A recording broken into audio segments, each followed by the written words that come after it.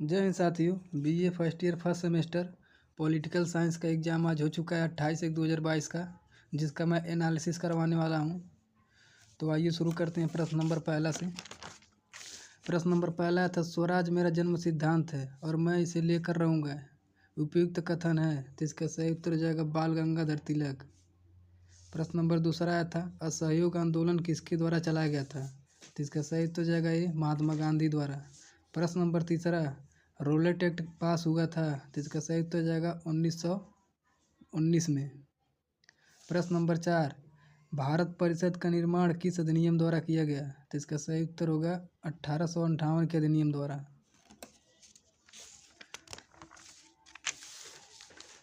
प्रश्न नंबर 5, केंद्र में द्वैध शासन किस अधिनियम के अंतर्गत स्थापित किया गया था, तो इसका सही उत्तर हो जाएगा सी 1935 भारत सरकार अधिनियम द्वारा। मॉडल पेपर में ये क्वेश्चन भी करा चुका हूँ, ये भी क्वेश्चन हो गया और पीछे वाला भी ये भी क्वेश्चन मैं करवा चुका था। प्रश्न नंबर 6, 1946 में निर्मित अंतरिम सरकार में कार्यपालिका परिषद का उपसभापति थे, तो इसका सही उत्तर जगह ये पंडित जवाहरलाल नेहरू। प्रश्न नंबर 7, स्वतंत्र भारत के प्रथम भारतीय गवर्नर जनरल कौन थे, तो इसका सही उत्तर जगह सी राजगोपालाचारी। ये भी क्वेश्चन मैं करवा चुका हूँ मॉडल पेपर में। वर्तमान में भारतीय संविधान में गणराज्य की दृष्टि से कुल कितने अनुच्छेद और अनुसूचियाँ हैं, तो इसका सही उत्तर जगह 395 अनुच्छेद और 12 अनुसूचियाँ।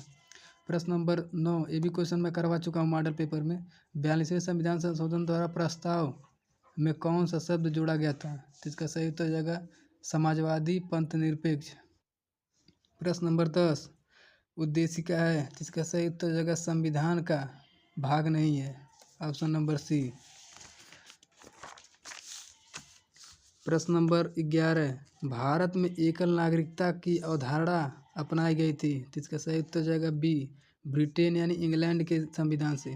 प्रश्न नंबर 12, निम्नलिखित में से भारत में नागरिकता निर्धारण का विशिष्ट अधिकार किसे प्राप्त है, तो इसका सही उत्तर जाएगा बी, संसद को। प्रश्न नंबर 13, मौलिक अधिकारों का संरक्षक है, तो इसका सही उत्तर जाएगा सी, सर्वोच्च न्यायालय के पास। प्रश्न नंबर 14, ये भी क्वेश्चन मैं करवा चुका था मॉडल पेपर में। संविधान के भाग चतुर्थ क में कितने मूल कर्तव्य दिए गए हैं, तो इसका सही उत्तर जाएगा डी, 11 मूल कर्तव्य हैं। प्रश्न नंबर 15, राज्य नीति के निर्देशक तत्वों का उद्देश्य है, तो इसका सही उत्तर जाएगा डी, लोक कल्याणकारी राज्य की स्थापना करना। प्रश्न नंबर 16, मूल अधिकार और राज्य के नीति निर्देशक तत्व परस्पर में पूरक हैं, एक के लिए दूसरे का त्याग आवश्यक नहीं है, न्यायपालिका ने यह कहा था, तो इसका सही उत्तर जगह मिनवार व मिल्सवाद में। प्रश्न नंबर 17, भारत के राष्ट्रपति की आपातकालीन शक्तियाँ हैं, तो इसका सही आंसर हो जाएगा ये 2 प्रकार की आपातकालीन शक्तियाँ हैं।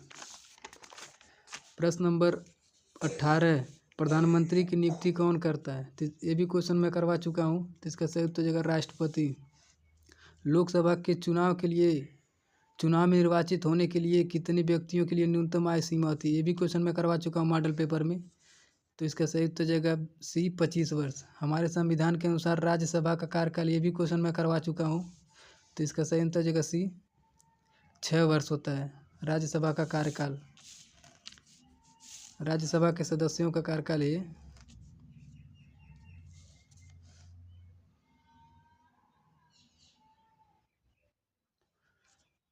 हमारे संविधान के अनुसार राज्यसभा के सदस्यों का कार्यकाल 6 वर्ष होता है, और पूछा है कि हमारे संविधान के अनुसार राज्यसभा का कार्यकाल तो समाप्त होने के विषय नहीं है, इसका आंसर डी होगा।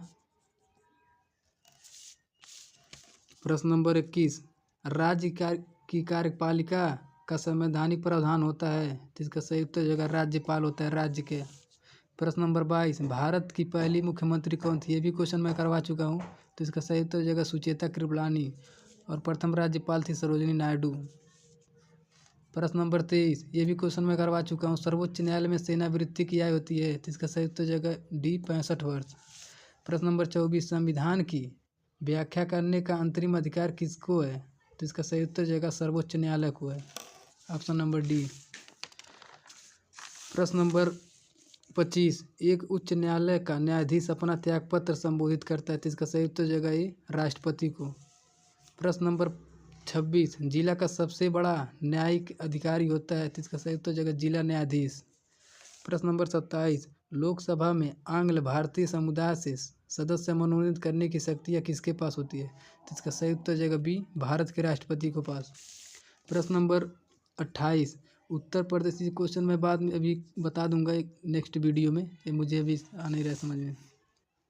प्रश्न नंबर 29 मंत्रिपरिषद सामूहिक रूप से निम्न में से किसके प्रति उत्तरदायी होता है, तो इसका सही उत्तर जाएगा लोकसभा के प्रति, ऑप्शन नंबर डी। प्रश्न नंबर 30 केंद्र राज्य संबंध किस सूची में परिभाषित है, तो इसका सही उत्तर जाएगा ए 7वीं अनुसूची में।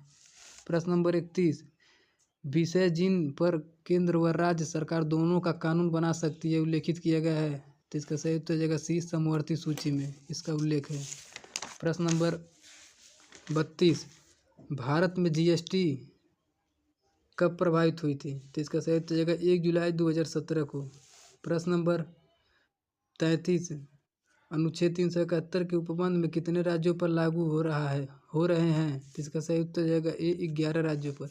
प्रश्न नंबर 34 भारतीय संविधान के किस अनुच्छेद में निर्वाचन आयोग के लिए प्रावधान किया गया है, तो इसका सही उत्तर जाएगा सी 324। प्रश्न नंबर 35 निम्न में किसका संबंध चुनाव आयोग से नहीं है, तो इसका सही उत्तर जाएगा ये चुनाव की अधिसूचना जारी करना। प्रश्न नंबर 36 भारत के राष्ट्रपति का कार्य अवधि की समाप्ति से पूर्व विपद से हटाया जा सकता है, तो इसका सही उत्तर है महाभियोग लगाकर, ऑप्शन नंबर सी। प्रश्न नंबर 37 भारत की राष्ट्रपति को मिसाइल मैन की संज्ञा दी गई है, तो डॉक्टर एपीजे अब्दुल कलाम को मिसाइल मैन के नाम से भी जाना जाता है, इसका ऑप्शन होगा बी। प्रश्न नंबर 38 कौन सा राज्य का सबसे अधिक प्रतिनिधि लोकसभा में भेजता है, तो इसका सही उत्तर जाएगा उत्तर प्रदेश। प्रश्न नंबर 39 भारत के किस राज्य में अनुसूचित जनजातियां नहीं पाई जाती हैं, तो इसका सही उत्तर जाएगा सी पंजाब में। प्रश्न नंबर 40 और लास्ट क्वेश्चन है वर्तमान में निर्वाचन आयोग में मुख्य निर्वाचन आयुक्त के अतिरिक्त अन्य कितने सदस्य हैं, तो इसका सही उत्तर जाएगा ये 2 वर्ष। तो आप लोग जितने भी चैनल पे नए हैं चैनल को सब्सक्राइब कर लीजिए और वीडियो को लाइक कर दिए ताकि मैं अगला समाजशास्त्र भूगोल अर्थशास्त्र का वीडियो डालूँ ताकि आप तक नोटिफिकेशन पहुँच जाए।